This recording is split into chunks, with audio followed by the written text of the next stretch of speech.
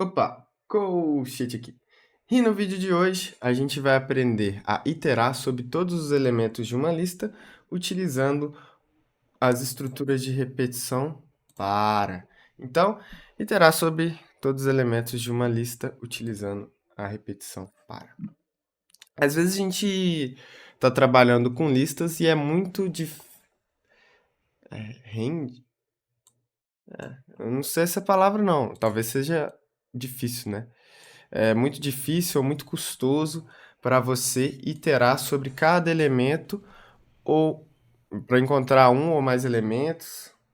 E talvez a gente precise de manipular a lista baseado no tipo de dados que a gente tem em um certo critério. Então, o JavaScript ele oferece vários métodos dentro dele que podem ser iterados e eles são bem diferentes na maneira que eles lidam com isso. Então, a gente tem o every, né, para o cada, né, todos, né, todos que seguirem aquela lógica, para cada um o map, etc.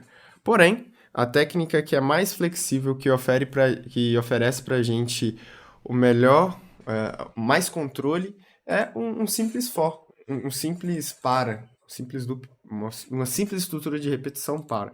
Estou considerando o seguinte aqui, maior que tal, vamos ler aqui embaixo. A estrutura de repetição para, ela itera sobre os acessos ali de cada elemento da lista e as matérias, elas são simples de testar que a gente criou. Então, a maneira mais fácil, programaticamente, para determinar se os dados eles são maior do que 10 é... ah, tá. Então aqui tá vendo se é maior do que 10 e aí ele retorna uma lista com os elementos que são maior do que 10. E aí a gente determinou a função a lista filtrada, que vai passar a lista, ah, e também vai passar um elemento como um argumento e uma nova lista vai ser retornada.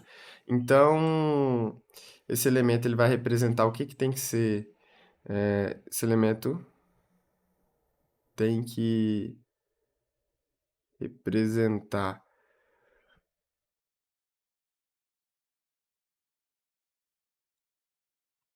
Tá estranho.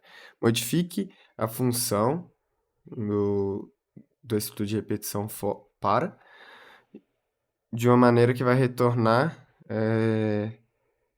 contendo o elemento que foi removido. Então, deixa eu ver aqui.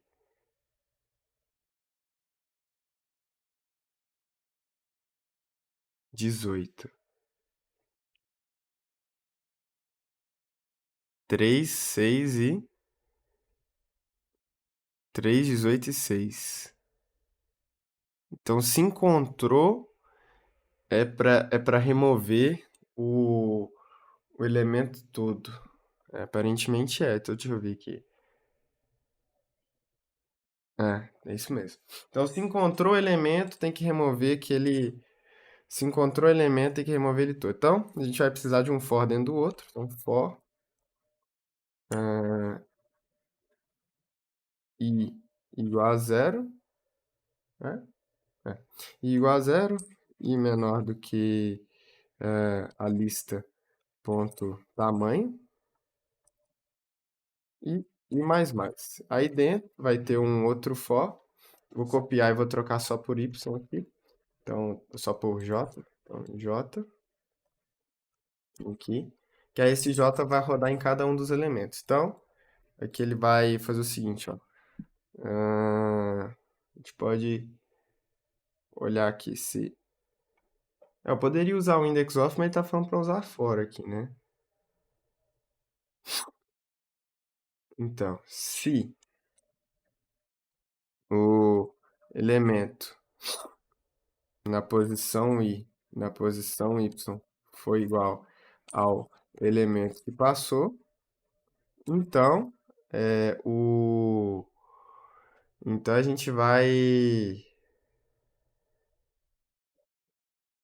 A gente vai meter, ó, to be removed. É, eu vou usar uma flag aqui, né? Vou colocar aqui, ó. Let to be removed. Aqui é igual a false. E aqui a gente coloca como true.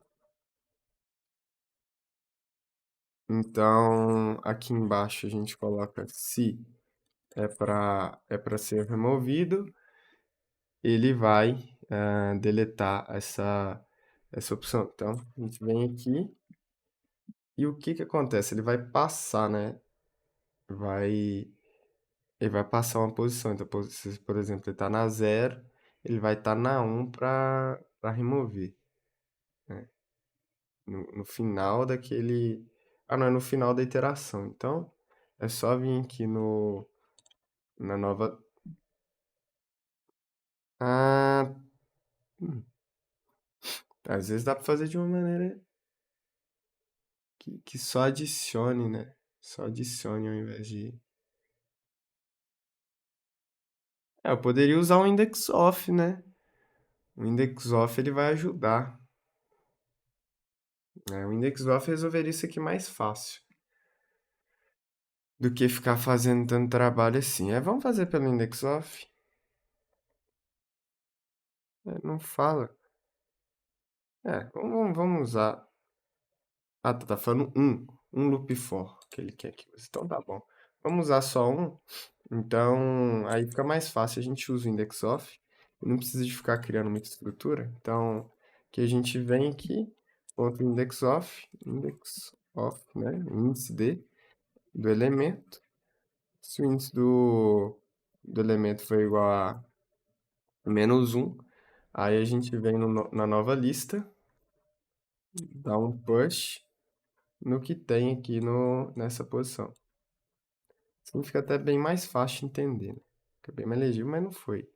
Não deu certo. Falhou em tudo.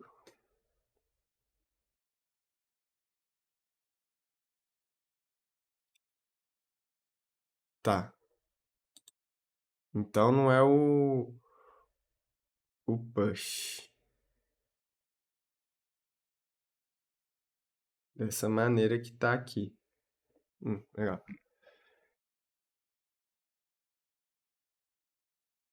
Vamos ver como é que tá retornando aqui, vai.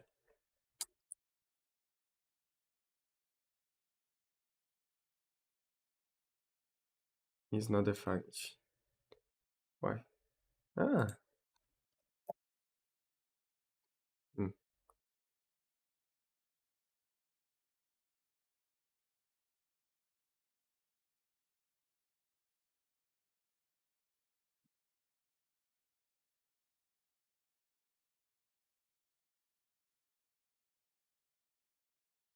Mas isso aqui, esse teste aqui embaixo, o problema desse teste aqui embaixo é só um. O elemento que ele tá passando para ser removido, ele... pois é. Esse teste aqui não ajuda muito, não. Ele remove todos os itens do elemento, mas, enfim, tá resolvido o problema. Muito estranho isso. Mas tudo bem. Vamos seguir nossa atividade aqui. Essa atividade deu trabalho, hein? Vamos lá. Se eu tivesse seguido a lógica do index of, a gente já tinha terminado primeiro, mas eu fui pensar na parada de for. Eu falei, os caras querem que usam um for só. Eu falei, não, vamos usar um index of então, que a gente aprendeu na última atividade, né? Então, essa é a ideia.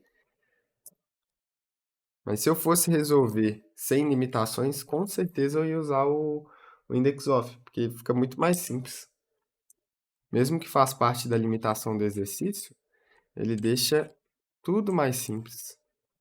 Porque você não precisa de meter um outro for, né? Porque internamente o índice D, no, no final das contas, ele vai tá rodando um for, né? Nos elementos e vendo o que que tem, o que que não tem.